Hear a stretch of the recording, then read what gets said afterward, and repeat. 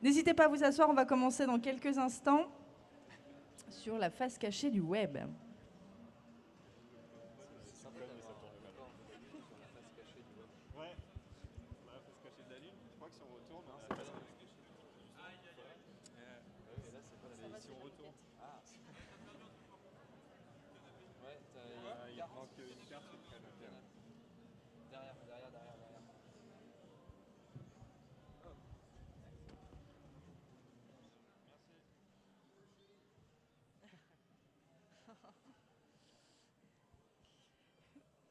Bon, bah, si la régie et tout le monde est prêt, je vous invite à ne pas plus attendre et on va commencer cette table ronde. Merci à nos trois invités de nous avoir rejoints pour parler de cette thématique, donc la face cachée du web. Vous n'êtes sûrement pas sans savoir que certains scandales ont fait la une sur YouTube et sur les réseaux sociaux, que ce soit entre des arnaques, des chantages, du hacking de données, des challenges qui finissent mal. Les dérives sur le web sont bien présentes et semblent malheureusement être de plus en plus nombreuses. Donc on va essayer de comprendre aujourd'hui qu'est-ce qui se cache réellement derrière cette face sombre du web, quels en sont les dangers, mais aussi surtout de quelle manière peut-on s'en protéger, quelles sont les clés à connaître. Et pour répondre à ces questions, nous avons trois invités à notre table. Lilian de la chaîne Le Roi des Rats, qui est youtubeur et qui parle dans ses vidéos un peu des scandales et tout ce qui se passe, tout ce qu'on peut voir sur les réseaux sociaux. C'est exactement ça, ouais. Voilà, Moi, je peux pas dire de plus, t'as tout résumé. Parfait. Et donc Thomas et Florent de la chaîne Qu'est-ce que tu geeks, qui sont Oui. deux passionnés d'informatique. Et on va essayer de croiser vos regards sur cette thématique qui est bien large et extrêmement intéressante. Peut-être je vous invite dans un premier temps à vous représenter peut-être un peu plus en détail sur ce que vous faites, sur la thématique de vos vidéos et quel est votre rapport justement avec le sujet de notre table ronde, de cette face cachée du web. Ok, donc nous on est effectivement Flo et Tom qui est de la chaîne Qu'est-ce que tu geeks. Notre objectif est de vulgariser l'informatique au grand public.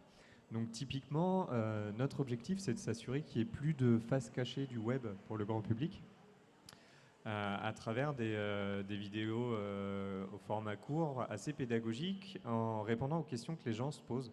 Donc par exemple, à quoi peut correspondre la face cachée du web?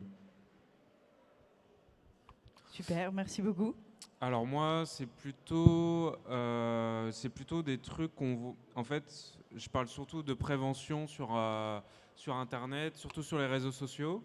Et j'ai plusieurs thèmes. En général, quand il y a un nouveau réseau social, comme il y a bientôt 1 an ou 2, TikTok, je me suis un peu penché dessus parce que il suffisait d'un peu de regarder le truc et on se rendait compte que c'était un peu plus louche que tout mignon, ce qu'il pouvait montrer dans les pubs qu'on pouvait voir sur YouTube.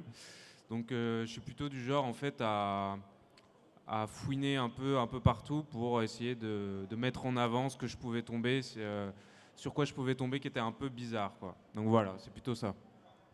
Super, merci beaucoup. Et donc, est-ce que vous auriez une définition ou est-ce que vous pourriez nous en dire un peu plus sur qu'est-ce qu'on entend par face cachée du web? On entend beaucoup parler de deep web, de darknet, tous ces mots un peu barbares. Ouais. Qu'est-ce qui se cache réellement derrière ces noms? Alors le premier truc à dire là-dessus, c'est que c'est des mots qui ont globalement été inventés par les journalistes et qu'il n'y a pas vraiment de signification derrière. Il y a Internet, il y a des endroits auxquels on accède facilement, il y a des endroits où on accède moins facilement, et à partir de ça, ils ont décidé que, en gros, tout ce qu'on pouvait accéder pas directement à travers un navigateur, c'était le deep web. Après, par-dessus ça, il y a des systèmes qui existent pour accéder à des sites avec des outils particuliers. Peut-être vous avez déjà entendu parler de Tor ou ce genre de choses. Et ça, quand on utilise un outil particulier, c'est là où on va tomber dans ce qu'on appelle le darknet. Mais après, voilà, c'est tous des endroits qui sont accessibles relativement facilement. Il n'y a pas de tant de mystère que ça. C'est juste des outils à utiliser et ces mots n'ont pas vraiment de signification. Ce qu'il faut bien comprendre, c'est qu'Internet, c'est un réseau de réseaux. C'est ce qui permet de relier les différents ordinateurs. Le web, c'est une partie d'Internet, c'est un emploi d'Internet. C'est ce qui permet de consulter les différentes pages web, ce que vous faites quand vous allez sur Facebook, Google, etc. Mais c'est une petite portion d'Internet. Et effectivement, derrière, aujourd'hui, on se repose de plus en plus sur des moteurs d'indexation comme Google. Il y en a d'autres, Ecosia, Lilo, etc., qui référencent des sites web. et qui nous aide à trouver ce qu'on recherche. Et en fait, on a tellement pris l'habitude d'utiliser ça qu'on a commencé à oublier qu'il y avait du contenu qui n'était pas référencé, qui n'était pas là-dedans. Et c'est là où du coup les définitions de Tom prennent un sens, c'est qu'il existe du contenu qu'il ne souhaite pas, mais de manière légitime, et ça peut être complètement légal, c'est-à-dire que quand je fais une page perso que je n'ai pas envie de partager avec le monde, mais juste avec mes potes, par exemple, bah, je leur donne juste l'adresse et je vais dire à Google, bah, tu références pas ça, c'est pas pour toi. Oui, tout à fait. En fait, on peut prendre aussi l'exemple de partager des documents, par exemple, sur Google Drive. C'est des documents auxquels tout le monde n'a pas accès, seulement certaines personnes qui ont le lien, en fait. Ça fait partie du web caché, mais qui n'est pas sombre, en fait. Ça rentre dans le deep web, dans la définition du deep web. Oui, oui. Alors, quels sont maintenant, pour vraiment pas se recentrer sur notre sujet, sur cette phase sombre, au-delà de tout ça, c'est surtout les mauvaises pratiques, en fait, qu'on peut peut-être plutôt assembler à ce sujet. Alors, quelles sont les mauvaises pratiques qu'on voit qui apparaissent de plus en plus sur le réseau et sur la toile et que vous avez pu peut-être mettre en avant? Alors moi, c'est plutôt tout ce qui est lié aux arnaques, à la pédophilie cachée, mais qui n'est pas si cachée que ça. Et qu'est-ce qu'il y a d'autre? Je dirais que c'est surtout lié à ça, surtout arnaque et aussi un peu la manipulation pour un peu mettre sa communauté et un peu la tourner comme on veut et pour la monétiser, mais d'une façon un peu dégueulasse comme le dropshipping, etc. Et donc c'est un peu tout ce qui est lié à l'arnaque et donc ouais, tout ce qui était la pédophilie, comme j'en ai parlé sur YouTube, sur TikTok. Et je sais même plus. Il y en a tellement. Ouais, c'est ça en fait. Mais ouais, c'est tous ces côtés-là. En fait, tu te rends compte dans tes recherches, etc., que c'est plein de trucs que plein de gens peuvent voir, mais juste en fait, ils font pas assez attention et juste quand ils tombent dessus, bah, ils regardent la vidéo, ils disent ah, c'est bizarre, mais ils n'ont pas la curiosité, et, tant mieux peut-être, de ne pas aller plus loin. Et en fait, tu te rends compte que c'est juste une toute petite partie, mais que ça cache un gros côté. Et pour moi, c'est ça dont, quand je dis face cachée, c'est ça dont je parle. C'est vraiment une partie qu'on a l'impression qui est cachée, mais elle n'est pas si cachée que ça en fait. Elle est devant nos yeux, mais on la voit pas en fait. Je pense qu'il faut pas considérer le web comme un espace particulier, un espace qui n'est pas régi par les mêmes règles que le monde qui nous entoure. Et on retrouve les mêmes comportements et les mêmes choses que dans les villes ou dans le monde, etc. Les quartiers chauds dans les villes sont en général dans un coin et les gens qui ne sont pas dedans ont tendance à faire le tour. Pour moi, c'est la même chose. Ouais, c'est exactement ça. Ouais. Et du coup, les comportements à adopter vis-à-vis de ça sont les mêmes que dans le monde physique. C'est-à-dire que si tu sais pas quoi faire avec ce quartier chaud, tu vas te renseigner dessus.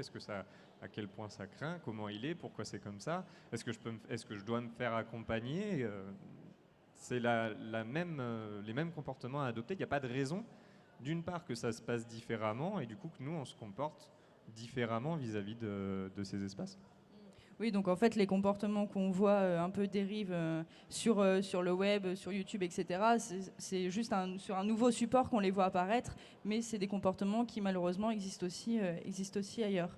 Alors, est-ce que vous avez des clés, peut-être, des moyens pour nous expliquer un peu, et aux jeunes qui utilisent aussi YouTube, etc., pour se prémunir de tout ça, protéger leurs données, ne pas se faire avoir justement face à ces arnaques, même si c'est des comportements on peut se faire arnaquer aussi dans la rue, pas forcément que sur Internet, hein, mais peut-être que du coup, il y a des outils qui sont différents.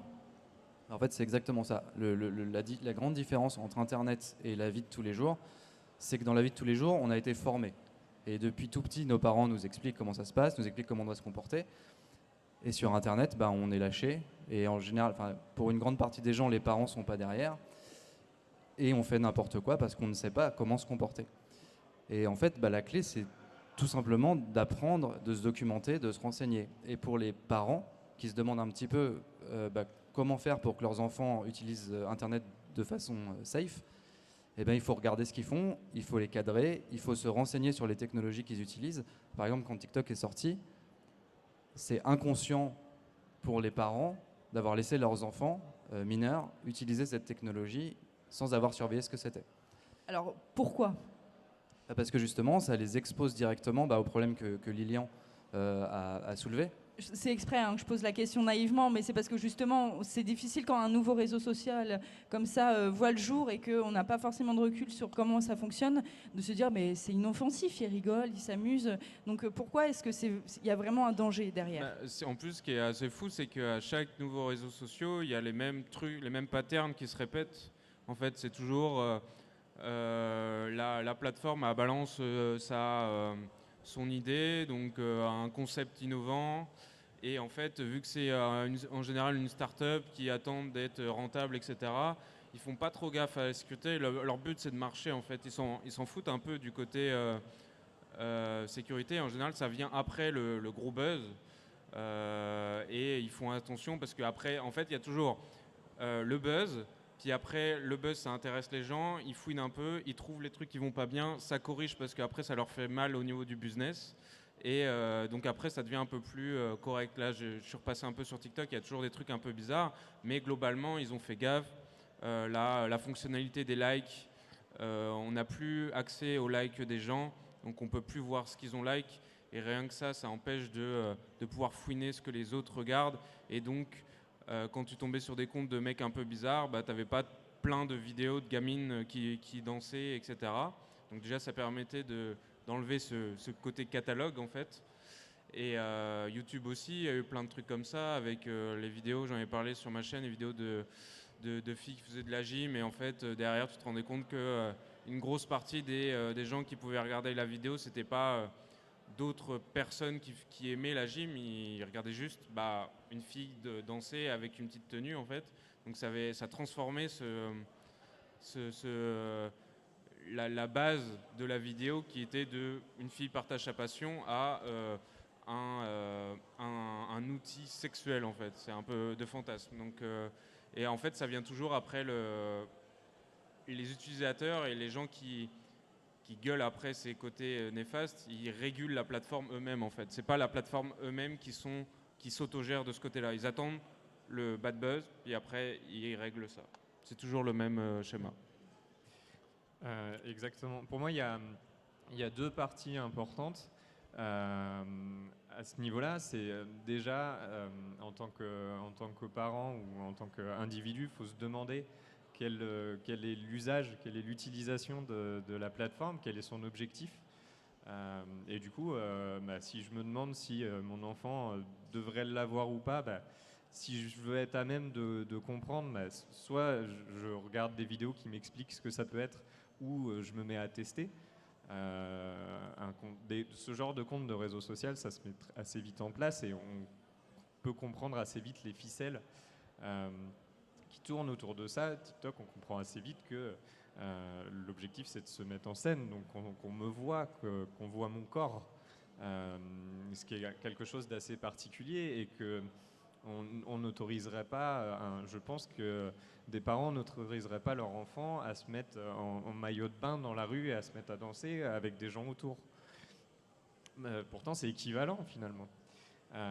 Donc il y a cette partie-là, bien essayer d'analyser, de comprendre les différents accès que peut avoir mon enfant. Et de l'autre côté, il y a ce que disait Lilian, c'est quel est l'intérêt de la plateforme, la société qui est derrière, qui met à disposition cet outil-là, quel est son objectif, que veut faire Facebook, qu'est-ce que veut faire Google, quel est l'éditeur et quel est son intérêt derrière. Est-ce que c'est de me vendre de la publicité? Est-ce que c'est mieux me comprendre? Est-ce que c'est planter des arbres? Est-ce que c'est m'éduquer? Quel est son objectif? Et son objectif plus qu'avoué, c'est-à-dire que Facebook vous dira jamais que son objectif c'est de vous vendre de la pub. Google, son objectif ne va jamais être. Google ne va jamais avouer que son objectif c'est de collecter les données de la Terre entière. Ça se voit quand même. Ça se voit, mais c'est pas ça qui va vous cueillir. Google va vous expliquer que son objectif, c'est de vous rendre la vie plus simple. Facebook va vous expliquer que son objectif, c'est de vous connecter avec votre réseau, de garder votre réseau en main, etc. Il faut prendre le temps, et ça, c'est pareil. Vous pouvez pas faire, c'est normal, on ne peut pas faire une investigation de l'ensemble des outils qui nous sont mis à disposition, mais l'avantage, c'est qu'il existe des contenus sur Internet, sous forme de vidéos par exemple, la chaîne du Roi des Rats ou Qu'est-ce que tu geeks, qui explique ce genre de choses. Il y a déjà du contenu pré-mâché pour vous.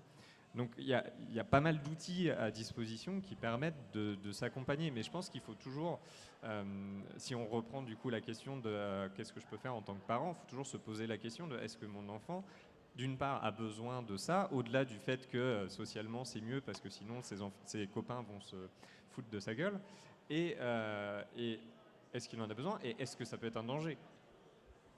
Mais surtout, je trouve qu'il y a un problème de fracture sociale et de générationnelle entre les parents et les enfants.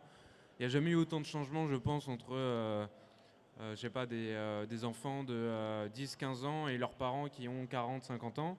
Parce que les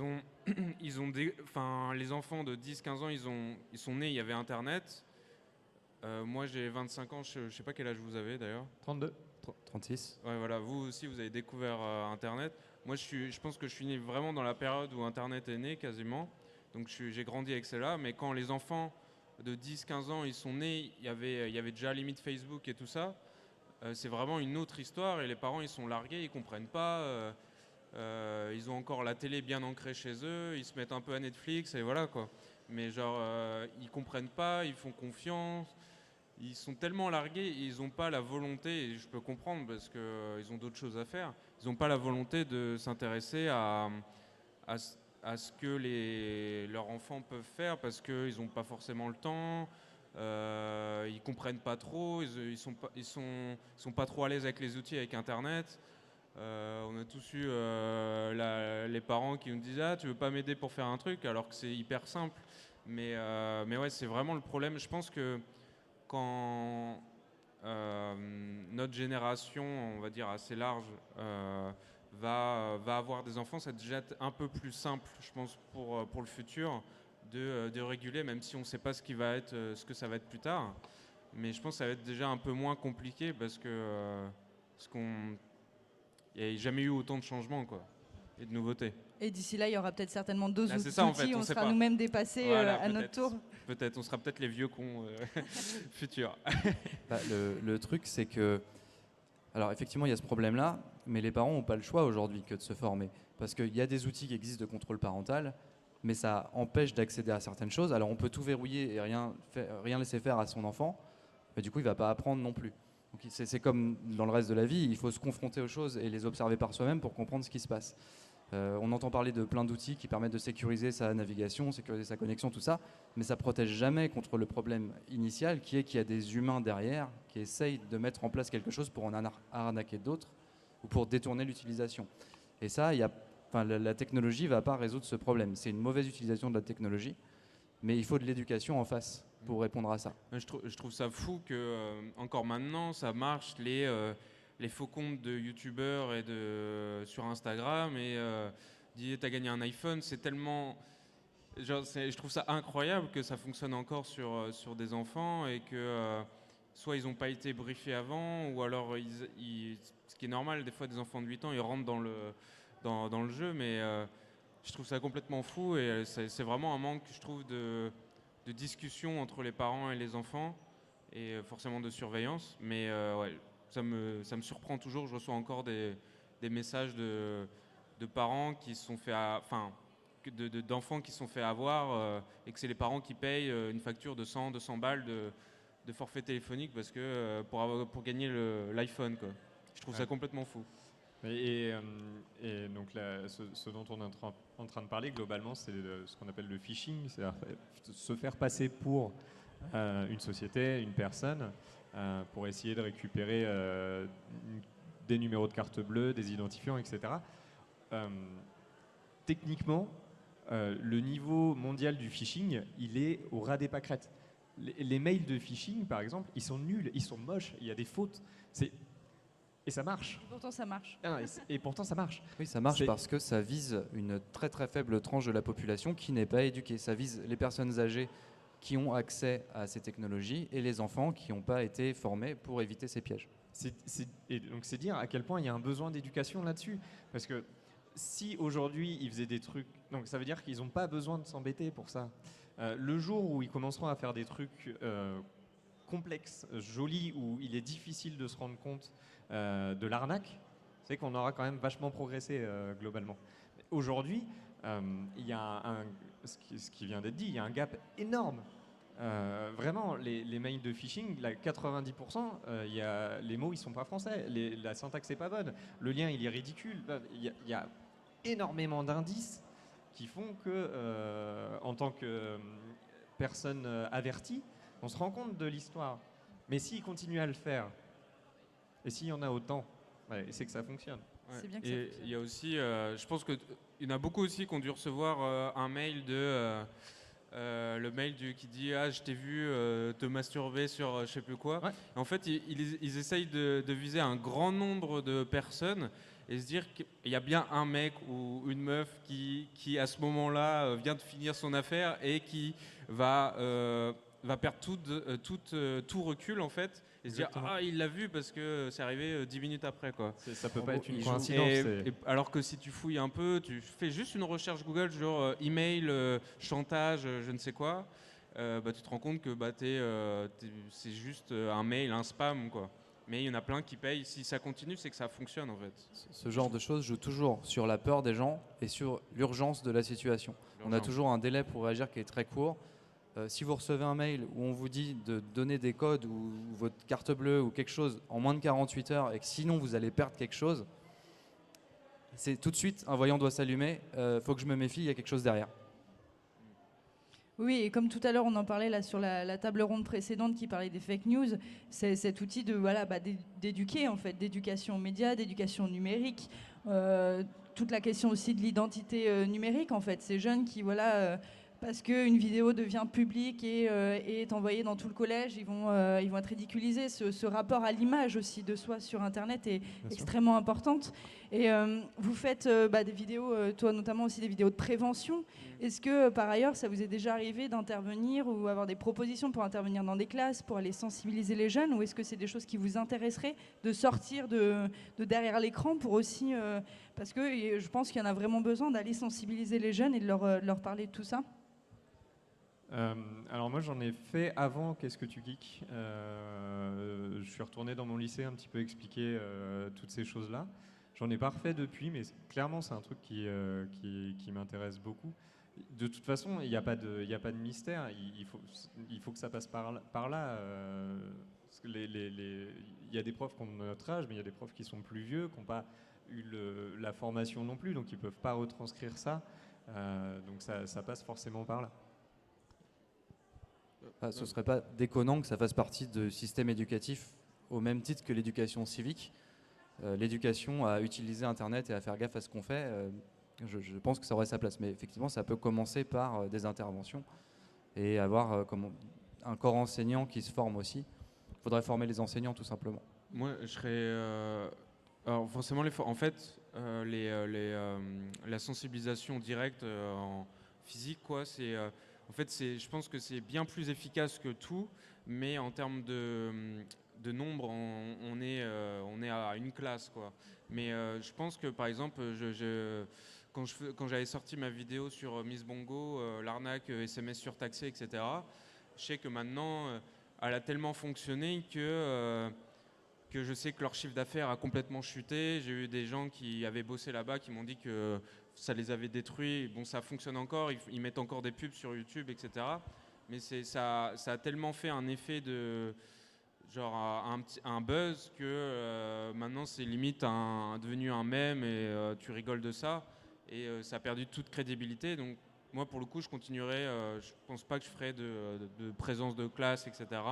Je pense vraiment que je continuerai à faire des vidéos parce que ça a beaucoup plus d'impact et vaut mieux tourner la vidéo en peut-être un côté un peu sensationnel pour que ça marque l'esprit des gens, et c'est ce que je fais pour qu'ils s'en souviennent, et des fois ils en parlent avec des amis et bouche à oreille après, quoi. Mm. Donc voilà. Après, mine de rien, tu arrives quand même à garder un ton assez neutre dans Oui, tes oui, oui, vidéos. oui, C'est totalement, quelque ouais. chose de volontaire pour Ouais, pas ouais. non plus C'est ça, je veux pas. agresser, faire passer le message. C'est ça, parce que je sais que des fois, à des conventions, il y a des enfants assez jeunes qui viennent me voir, et je me dis, je peux pas dire n'importe quoi, parce que je peux pas contrôler qui regarde mes vidéos, quoi. Donc, j'essaie de faire gaffe, quoi. Est-ce que vous avez quand même chacun de votre côté une idée quand même de, bon, c'est peut-être un peu difficile, mais de l'audience moyenne qui regarde vos vidéos? Est-ce qu'il y a également des parents, des adultes? Est-ce que vous avez des retours peut-être là-dessus? Moi, je dirais que c'est plutôt aux alentours de lycée plus. Je dirais que le collège, j'en ai pas tant que ça, mais il y en a quand même pas mal. Mais j'ai eu un peu de tout âge. J'ai eu des enfants, j'ai déjà eu plusieurs enfants de 12 ans qui sont venus me voir. J'ai eu une maman de 50 ans qui est venue. J'ai vraiment tout en fait. Et en général, ce qui est assez drôle, c'est les enfants qui montrent ma vidéo aux parents, ce qui devrait être le contraire. Ou des fois, c'est le grand frère qui montre au petit frère, etc. Donc ça, c'est plutôt cool. Comme il a été dit précédent, le format vidéo, le format YouTube n'est pas spontané alors, pour le coup, mes parents par exemple. Malgré le fait que je fasse de la vidéo sur Internet, malgré le fait que je leur ai présenté des vidéos, des vidéastes merveilleux qui assurément leur plairaient beaucoup, c'est pas un réflexe qu'ils ont, c'est pas quelque chose qu'ils ont en tête. Même un raccourci de la chaîne avec les notifications sur la tablette, sur l'ordinateur, la totale, c'est de toute façon pas un mode de procédé spontané. Donc de fait, notre audience, et effectivement, nous c'est la même chose, c'est même encore un petit peu plus vieux, mais en gros c'est lycée jusqu'à notre âge. Après, moins, mais si on arrive par rebond à faire que les enfants disent bah regarde, tiens, j'ai regardé ça, prends le temps là, ça vaut le coup. Pourquoi pas, mais c'est de fait plus compliqué. Ça marche mieux en livre. En livre? Ouais. J'offre des bouquins de vulgarisation de gens qui font notamment du Café des Sciences, qui font des bouquins. Je leur ai dit pendant 2 ans de regarder les vidéos, je leur ai offert les bouquins ça fonctionne. Il faut faire des vidéos et des livres pour toucher toute la famille. C'est ce qu'il nous reste à faire. Est-ce que vous avez, avec vos vidéos, l'impression d'avoir un impact aussi sur votre communauté? Est-ce que c'est quelque chose qui se mesure facilement? Est-ce que vous avez des retours? Est-ce que, avec tes vidéos qui sont peut-être un petit peu aussi autour de polémiques, est-ce que ça t'est déjà arrivé d'avoir des témoignages d'enfants? Comment est-ce que tu les gères? C'est peut-être pas quelque chose qui est aisé, auquel tu t'attendais de base? Des fois, c'est assez compliqué parce que j'avais déjà fait une vidéo il y a maintenant un moment, ça devait être en 2017, où j'avais parlé des comptes sur Instagram on peut appeler de partage, ils partagent leur mutilation, etc. Donc c'est assez sombre. Des enfants qui étaient un peu perturbés, etc. Et avec le temps, en fait, je me suis rendu compte que des fois, je recevais des messages d'enfants qui étaient complètement, comment dire, alors, en détresse et qui demandaient de l'aide à moi, et alors que j'ai aucun lien avec eux, je les connais pas, etc. Mais vu qu'ils se sentaient un peu concernés par ma vidéo, ils ont ressenti le besoin de partager leur vie et leur tristesse avec moi, alors que forcément ma vidéo n'avait pas le but, mais ils se sentaient quand même concernés. Donc forcément j'ai des retours d'expérience comme ça. Quand j'ai parlé de dropshipping, etc., j'ai bien compris que ça avait fortement impacté leur business, etc. Que les gens faisaient bien plus attention, les influenceurs sur Instagram, ils vérifiaient un peu leur site, parce que dès qu'ils faisaient la promotion de ça, leurs abonnés ils leur tombaient dessus en fait après ma vidéo, parce qu'ils ont compris que ils pouvaient trouver le même produit à 3 € sur AliExpress. Et il y a plein de trucs comme ça en fait. Après justement il faut faire attention, c'est pour ça que je fais gaffe à ce que je dis, parce que après tu as plein de retombées comme ça.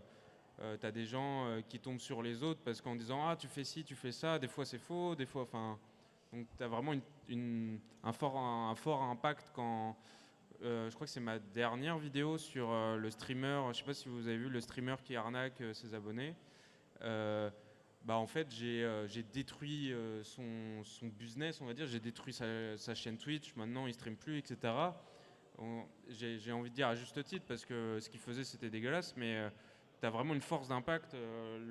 Le mec qui streamait, c'était sûrement il y avait sûrement des bots, donc des robots qui regardaient aussi.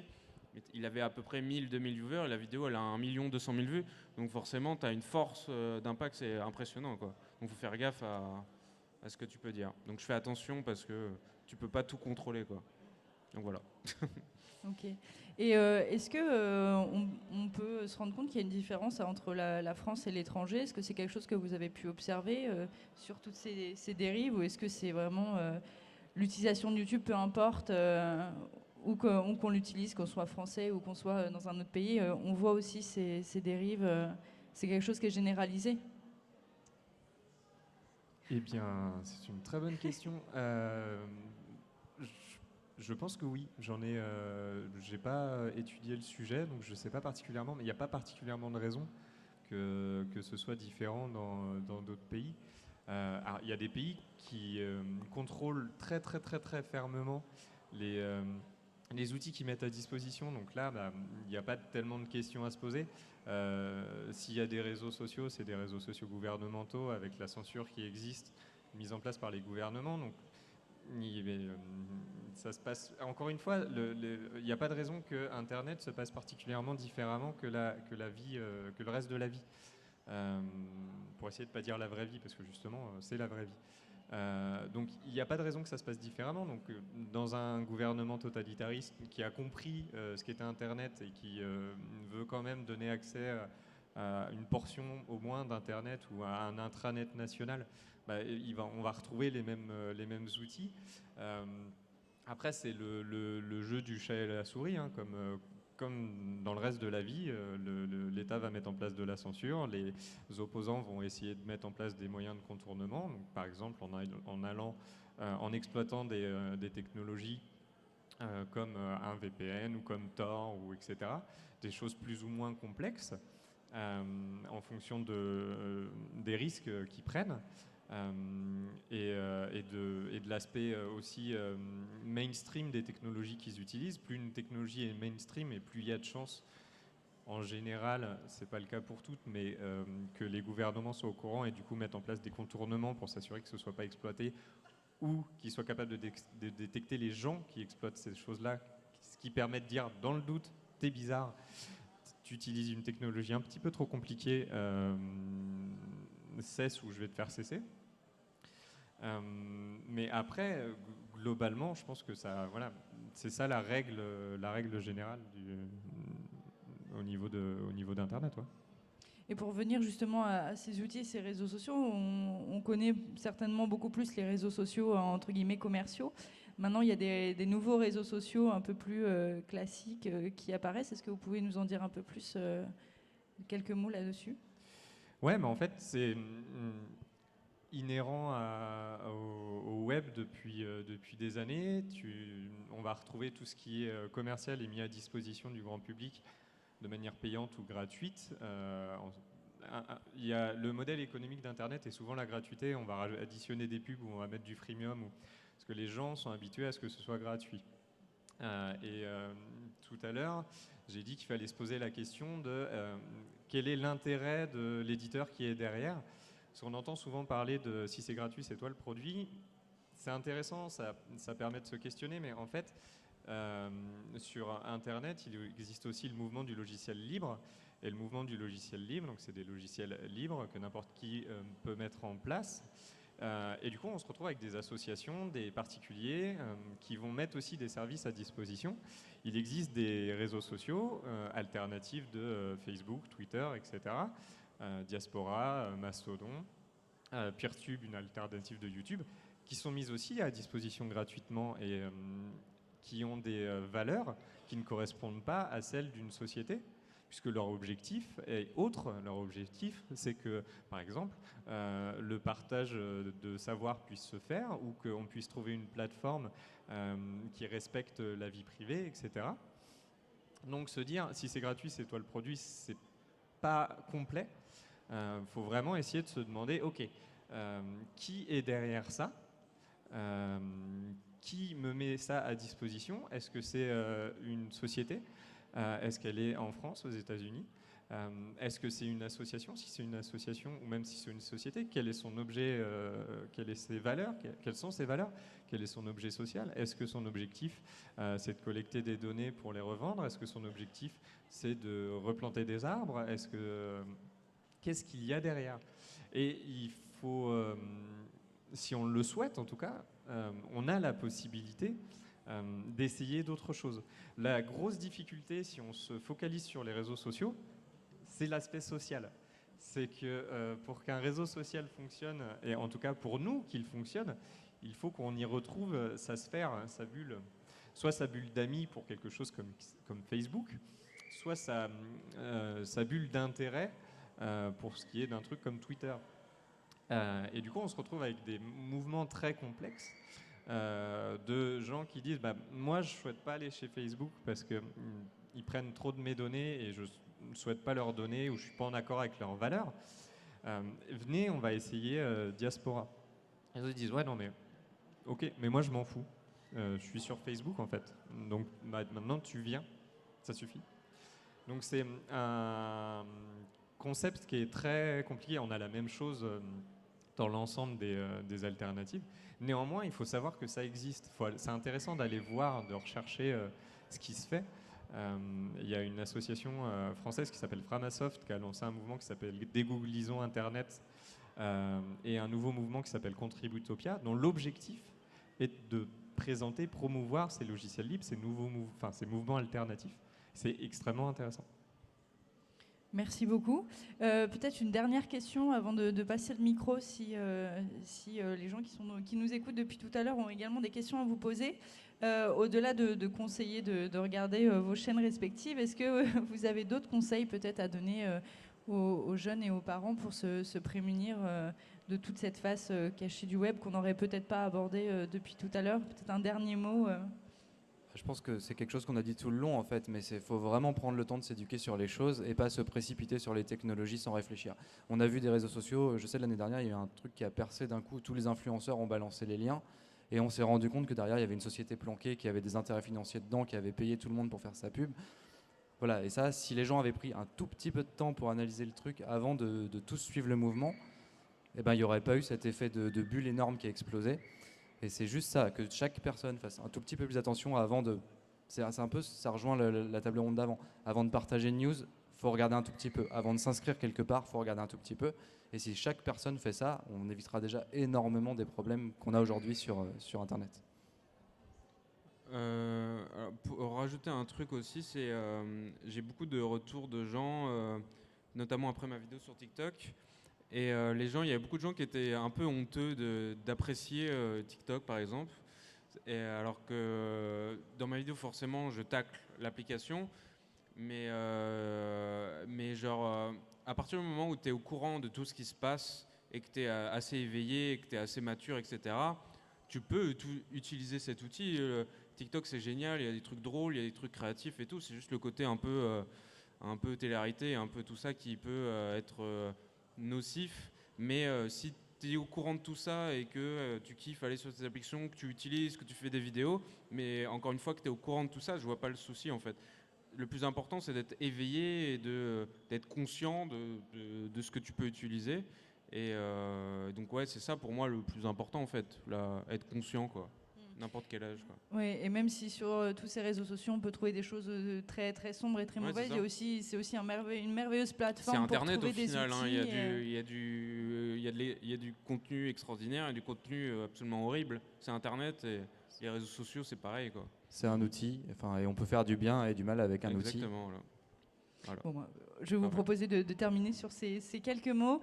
On va faire passer un micro si jamais vous avez des questions. Là, on a encore du temps devant nous. Donc, n'hésitez pas. Il y a un micro qui tourne. Qui fonctionne.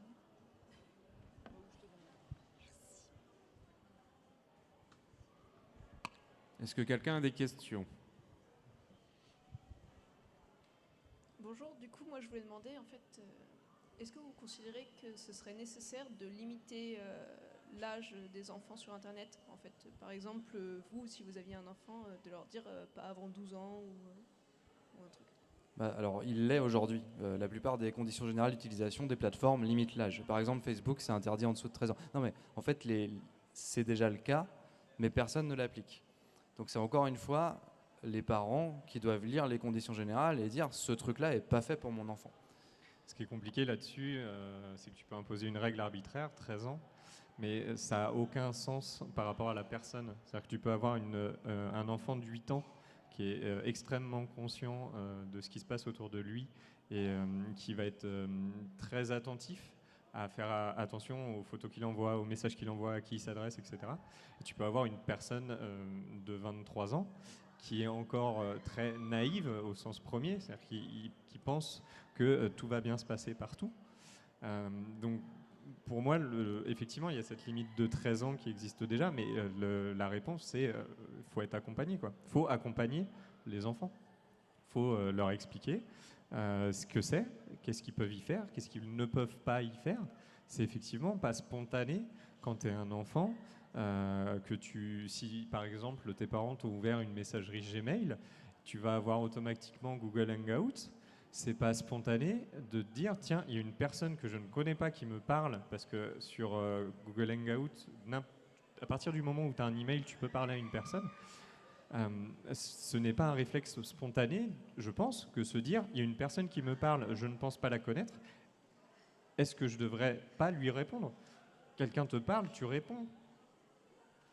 Ouais, en fait, le risque est caché. Parce que dans la rue, on sait, il ne faut pas parler aux inconnus. Sur Internet, il y a un truc qui s'affiche sur l'écran, répondre directement, il n'y a aucun risque. Et le risque, il s'immisce derrière avec la relation qui commence à exister. Et donc voilà, si ce risque est pris, une fois que la personne a commencé à discuter, c'est déjà trop tard. Donc la limite d'âge n'a pas vraiment de sens en fait. Moi, c'est surtout au niveau des... je trouve qu'à partir d'un... Genre par exemple, un enfant... à partir du moment où tu lui donnes un téléphone, c'est... Genre tu lui donnes le diable, je trouve. Parce que il y a tout en fait. C'est-à-dire que... déjà en général, tu lui donnes une carte SIM. Donc une carte SIM, il a Internet à peu près partout. Et il peut... bon, maintenant, il y a les forfaits bloqués, etc. Mais tu peux dépenser du crédit comme tu veux. Tu peux avoir accès à tout Internet. Les sites porno, par exemple, il n'y a pas de limitation. Tu dois cliquer sur une pop-up. Donc au final, c'est la même chose. Il y a, par exemple, je trouverais intéressant, je crois que c'est... je sais plus dans quel pays, ça doit être en... Je sais plus dans quel pays où tu dois... où y penser, ou alors tu dois montrer ta carte d'identité ou je sais pas quoi. Ouais. Il y a un truc comme ça. Bon, après, c'est un peu... faudrait trouver une autre solution, peut-être confirmer avec un numéro de téléphone ou quoi, un truc comme ça. Mais ce serait intéressant de se pencher sur une idée de, par exemple, sur les accès au contenu pornographique, d'avoir une validation pour confirmer que tu es bien majeur. Ouais. Parce que là, pour le coup, quand tu vois que dans la mentalité de beaucoup de personnes, tu dis, bah, de toute façon, au collège, ils ont déjà vu une vidéo ou quoi que ce soit. Alors, c'est assez fou parce que quand tu as 12-13 ans, normalement, c'est vraiment pas pour toi, quoi. Et tous les trucs comme ça, je trouve que déjà, il faudrait vraiment que le gouvernement se mette à jour parce qu'ils sont beaucoup trop largués. C'est bien plus facile à dire qu'à faire, mais ils sont beaucoup trop largués. Et je pense que c'est au-delà, il y a les parents, mais il y a aussi le gouvernement qui... Enfin, pour moi, je trouve ça fou qu'en 2019, il n'y ait pas de ministre de l'Internet ou un truc comme ça, quoi. Même si c'est Internet, c'est international, mais voilà, quoi. C'est vrai. Donc, voilà. Effectivement, j'ai pas en tête non plus le pays qui a mis ça en place. La France l'a proposé, il me semble, en amendement il y a quelques mois. Ça a été rejeté. En fait, il y a une problématique avec le concept de contrôle. Encore une fois, il n'y a pas de raison que ça se passe différemment dans la vraie vie. C'est que si tu mets en place des contrôles... tu peux surveiller. Ouais, tu peux surveiller. Et le contrôle que tu mets en place pour la pornographie, par exemple, tu vas pouvoir le mettre en place après pour quelque chose d'autre qui est à peu près approchant, puis pour quelque chose d'autre, puis pour quelque chose d'autre, puis pour quelque chose d'autre, etc. Et donc, il faut faire attention aussi aux contrôles, aux restrictions qu'on souhaite mettre en place. qui en fait vient juste pallier, selon moi, à mon humble avis, le manque d'éducation et d'accompagnement de l'ensemble de la population. Typiquement, si on écoute les parents qui donnent un téléphone à leurs enfants, peut-être que c'est un argument mensonger et qu'ils font ça inconsciemment, mais la première réponse c'est « je veux pouvoir appeler mon enfant » ou « je veux que mon enfant puisse pouvoir m'appeler ». Ok, si c'est ça, tu lui donnes un téléphone à clapet. Tu lui donnes pas un smartphone, tu lui donnes pas un iPhone qui vaut 1200 balles. Tu lui donnes un téléphone à clapet. Ça permet de téléphoner partout en France. L'autonomie est magnifique, ça te permet de tenir une semaine sans recharger, c'est génial. Voilà, et c'est résistant. On en a tous dans les placards. Voilà, aucun problème. Si tu donnes un smartphone, effectivement, ok, tu ouvres la boîte de Pandore. Ou alors tu donnes un smartphone qui est fait pour, avec un accès, mais j'ai aucune idée de si ça existe, qu'avec un accès limité, qui a des applis limitées, ou c'est toi qui mets un mot de passe administrateur pour installer les applis, etc. C'est une gestion après. Mais quel est le besoin quand tu donnes un téléphone à un enfant? Est-ce que c'est juste le contacter, auquel cas il n'a pas besoin d'un smartphone? Ou est-ce que c'est lui faire plaisir? Ou est-ce que c'est que socialement il s'intègre? Si c'est pour écouter de la musique, tu lui donnes un baladeur MP3 à côté de son téléphone, ou les téléphones à clapet aussi font MP3. Enfin voilà, il faut se poser la question, et il faut poser la question aux gens. Quel est le besoin en téléphonie, quel est le besoin en technologie d'un enfant en fonction de son âge, etc. Moi, je suis toujours très très réticent du contrôle global. Ça me fait très très peur. J'ai très très peur que ce soit utilisé mal après, mais maintenant que c'est là. Oui, puis une fois qu'une technologie de contrôle est en place, un gouvernement ça change et on ne sait pas ce que les prochains gouvernements vont pouvoir en faire. Donc il peut y avoir un gouvernement qui l'utilise bien avec modération et on peut tomber derrière sur un changement de gouvernement où là les outils de contrôle vont permettre de repérer une tranche de la population et la cibler pour on ne sait quelle raison. C'est aussi ça la face cachée du web. Et je voulais savoir du coup si vous auriez, je ne connais pas votre vie privée, si vous interdiriez le téléphone ou l'accès à Internet à partir jusqu'à un certain âge. Alors, personnellement, du coup, je vais te paraphraser ma réponse. Ça dépendra de mon enfant. J'en sais rien. Ça va être au jugé. C'est naze. Ça te donne très peu de clés de réponse. Mais ça va être vraiment ça. Je vais pas me faire un abac. Clairement pas. Et ça dépendra de l'enfant que j'ai en face de moi et du contexte social. Et tout à l'heure, je disais, si c'est pour l'intégration sociale, s'il se fait lapider par ses potes parce qu'il n'a pas de téléphone, je vais peut-être réfléchir aussi. Enfin, tu vois, ça dépend de beaucoup de choses. C'est exactement pareil pour le coup parce que tu as beaucoup de dilemmes. Par exemple, est-ce que je lui donne un téléphone et si je le surveille pas assez, il va peut-être faire plein de trucs, mais à côté de ça, il va se faire écarter de ses amis au collège parce qu'il n'a pas Facebook, il n'a pas Instagram, etc. C'est plein de trucs comme ça. C'est vraiment un dilemme, c'est un choix. Et je pense que tout bloquer, tout contrôler, c'est mauvais parce qu'il faut qu'il garde son petit jardin secret, mais c'est une histoire de confiance. Et je pense que c'est vraiment le plus important, c'est le dialogue entre les parents et les enfants. Si l'enfant, il lui arrive un problème, en soi, le plus grave, c'est pas le problème en général, c'est le fait qu'il garde ça pour lui et qu'il ne permette pas de trouver des solutions avec quelqu'un qui peut l'aider, quoi. Donc ses parents. Donc je pense que c'est surtout ça, quoi. Le dialogue, je pense que, mais bon, j'ai pas encore de gosse, donc donc je sais pas trop.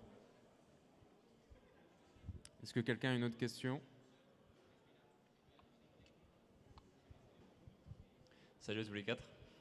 Moi j'avais une question, c'était plutôt pour toi Lilian. Ouais. Est-ce que ça t'est déjà arrivé suite à une vidéo où tu dénonces un peu entre guillemets, que tu te fasses attaquer en justice ou que tu aies des problèmes avec une des plateformes J'ai fait une vidéo sur ce sujet où je parlais de toutes les fois où on a voulu porter plainte contre moi. Et globalement, j'ai eu de la chance. Après, c'est que je faisais gaffe à ce que je pouvais dire. Je faisais gaffe. Il y a des fois, ma vidéo sur Balance ton youtubeur, je les fais relire 3-4 fois à des avocats parce que je voulais esquiver un maximum et pas donner des clés pour me faire attaquer. Mais globalement, je suis conscient de la portée que j'ai. Je sais que des fois, ça peut même remonter. J'ai déjà reçu des mails de gendarmes qui, par exemple, ma vidéo sur Snapchat où je parlais de comptes qui pouvaient être liés à de la comment ça s'appelle, de la prostitution et etc. Ils ont commencé à me demander c'est quoi les noms des comptes, etc. pour s'intéresser un peu à tout ça parce que forcément donc je sais que j'ai vraiment une portée, je m'en suis rendu compte avec le temps, donc je fais gaffe. Et au niveau des plaintes, en général, en plus ça serait très bête de m'attaquer, ça leur tomberait dessus plus qu'autre chose.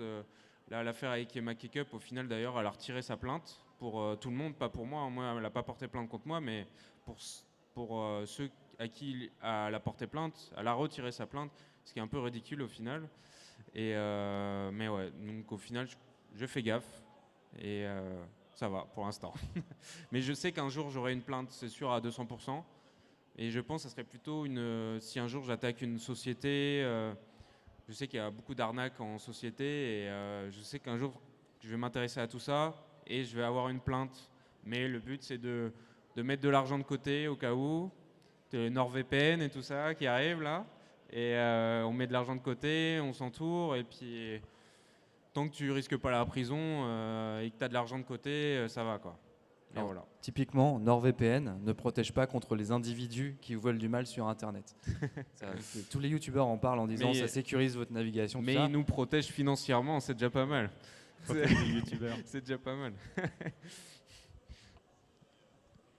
Un petit problème de micro.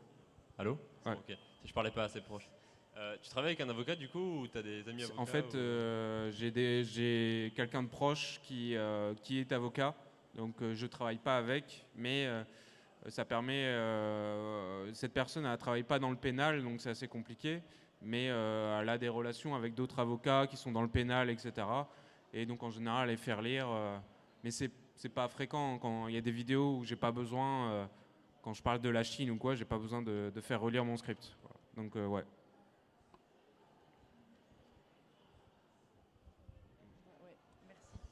Merci pour vos questions. Merci encore à tous les trois pour votre participation à cette table ronde. C'était extrêmement intéressant.